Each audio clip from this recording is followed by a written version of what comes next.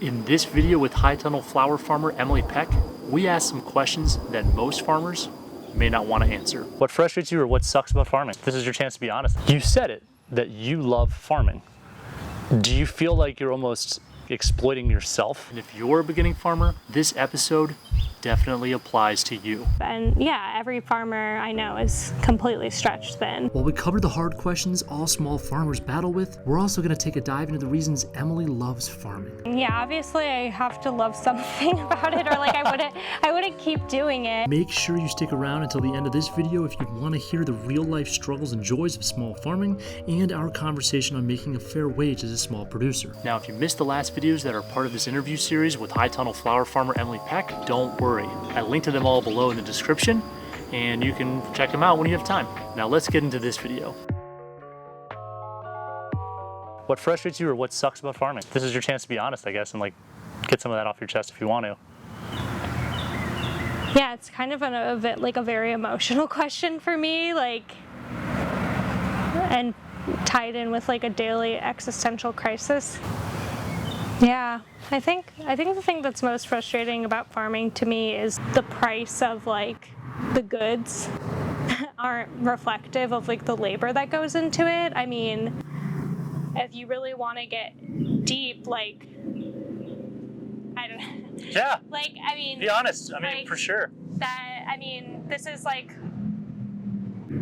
our country was built on like the exploitation of like agricultural labor, and like that has been distilled throughout the history of our country, and I'm extremely privileged to have what I have and like get a head start on being able to grow goods for the public, but that history is real and it's not okay. And so that's what the most frustrating part is to me, is that I think we rely on farmers to,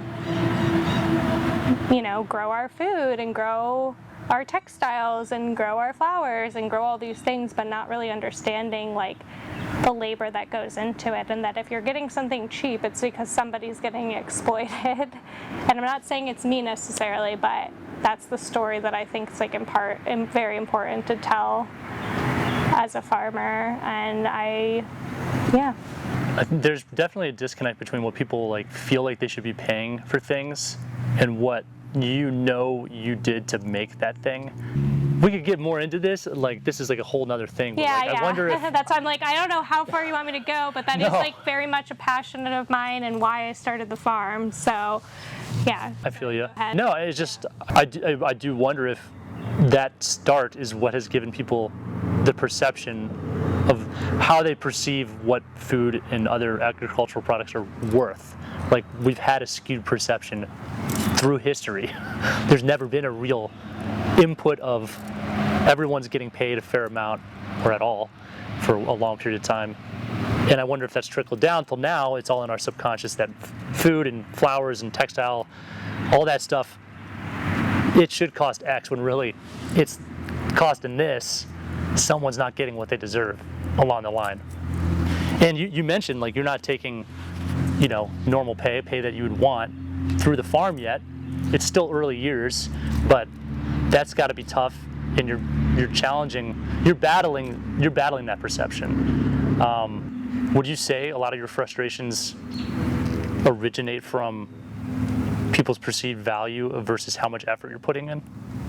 Yeah, I would say that my biggest frustration is perceived value versus like the labor that goes into farming, and that's like always been at the forefront of like the story that I'm trying to tell, is like to like get people to like peek under the covers, or under the whatever the frost blanket, peek under the frost blanket, yeah, exactly, or the curtain. Yeah, that's like my biggest frustration, because I love farming, like I love it so much, and it's unfortunate that I can't even see the love of it anymore, because I have all these external things that I have to be accountable for, trying to do like make something that I love the way that I pay my bills, and like a lot of times those are a complete conflict of each other.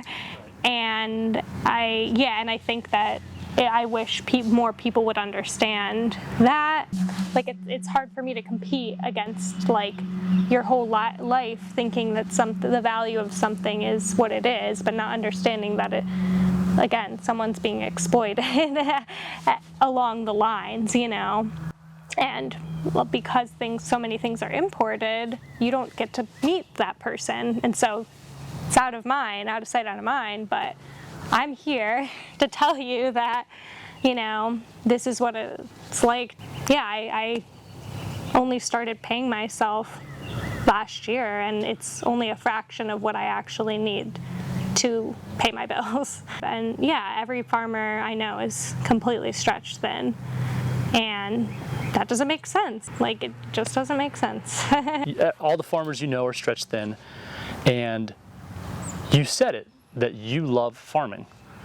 Do you feel like you're almost sometimes like exploiting yourself by, like, you're doing this because you love, you'd almost do it for free on some level, like on some scale, like, I don't know. Yeah, no, I hear you. I mean, question of like, am I exploiting myself? I mean, that hits deep. That is like my daily existential crisis. Getting into this, like, you're running on a lot of adrenaline, you're excited, you're like trying to see where it goes. Like, I still feel that way in a lot of ways. Like, I know that I'm still a very new beginning farmer, and I've never been more quote unquote stable or in a better position than I have been at this point. Like, things are like continuously getting less precarious in a way, but at the same time, like, the more that you do it, the more it's like compounding burnout.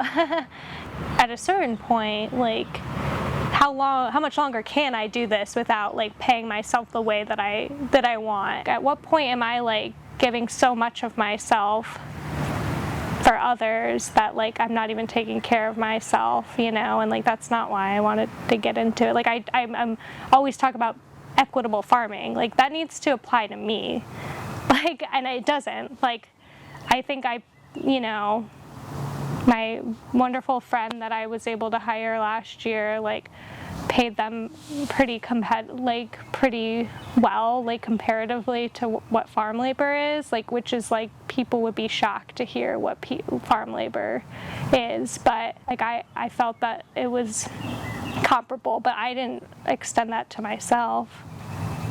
Like, I don't, you know, but like, why is that okay? Like, it's not, and it's something I still feel like I have in me to figure out, but constantly evaluating, is it possible? Like, I don't know, you know? And how long am I gonna try to figure that out, kind of thing. You know, I asked you what sucks about farming. What do you love about farming? Yeah, obviously I have to love something about it, or like I wouldn't keep doing it. I mean, it's so hard to describe unless you just are a farmer yourself and you just kind of like know. But I mean, I love being outside. Like, I forget that people aren't outside all the time, and there's just like nothing matches putting your body through the various seasons and like being really cognizant of like what's happening in the world environmentally. I think it's like a really powerful thing. I don't have children, but I probably compare plants to children a little bit too much, but I do feel like there's nothing like starting a seed, like a microscopic seed, and then like seeing it become like a huge like life-size flower. It's just like, Absolutely. it's just like, I don't, like, the mysteries of life. Like, it's just like, yeah, it's just amazing. And like, of course, yeah, there's an ego part of me that's like, I did that, you know? When it doesn't work, then you're real sad. Humbling. Yeah, humbling, but yeah. So yeah, I think that's what it boils down to. It's just like seeing life happen and like, yeah. There's something special about like the being outside thing. Yeah. You know, like, and I saw one of your Instagram posts. I've been doing my social media research for this interview series, but you had a picture and it was just like forever morning person. And I will say, like, being at a farm early, the noises of the farm in the morning, and you like have a cup of coffee, it's just like the best feeling. And so you're a morning person. Yeah. And being out here in the mornings, it's land that's important to your family history. And I mean, do you feel any of that when you're out here? Does that resonate with you? And I actually cry so much, like on the way to work, like thinking about like things like that, of just like, yeah, like it's corny, but it's like, or it's not, you know, it's just like the sunrise, or yeah, I love being able to wake up with the day and then go to sleep when the sun's falling. I mean, the most beautiful times are like right at the beginning of the morning when everything's just starting to like chirp and wake up. It's not too hot yet. You feel like you have a ton of energy. And also like right at the end, like if, you know, those nights that you stay late and it's like 9 o'clock, but the sun's still just going down. Like those are my favorite moments of just like, well, then watching everything kind of go to sleep. And I think that knowing like that my family has such a long history here and has like watched over this place, and thinking about all the people that were on this like space before me, and like thinking about the history in the soil, like that's something I love nerding out about. Like the things that these soil microbes have seen blows my mind, just like thinking about or looking at the pines that my grandparents like planted that were like probably this big, and then like, you know, they're I don't know heights. They're like 50 feet tall. 50 to 100. Yeah. 50 to 100 They're feet clearing tall. 50 feet. Yeah, it's just like, whoa, like, yeah, there's just, and even to think about like what I've done over the course of 5 seasons, it's like I just have to take a step back sometimes, and it is really cool to see like land change over time like that. Like I look at the Google Maps every once in a while and I'm like, oh, look at that. And you're like, oh, the cooler. It's on the map. The high tunnel, exactly. you know, the driveway. Yeah, the high tunnel's not there yet, but I can't wait. Like they haven't done a flyover yet, I think. They'll do one. But I can't wait to see that moment, like what that's gonna look like from an aerial view. There's like an absolute like unsaid like spiritual thing about being I don't know, it's like hard to say anything without being like all the cliches, like in commune with nature, and like, you know, I've been reading a lot of other farmers saying we are earth, you know, we are part of the earth, and to connect to that. I don't know how people don't do that. Like, just like no disrespect, but I feel you. Special. Well, thank you. The next video with Emily Pek will likely be the last of the 2022 growing season. With the year mostly behind her, we check back in during October to see how the season turned out for her.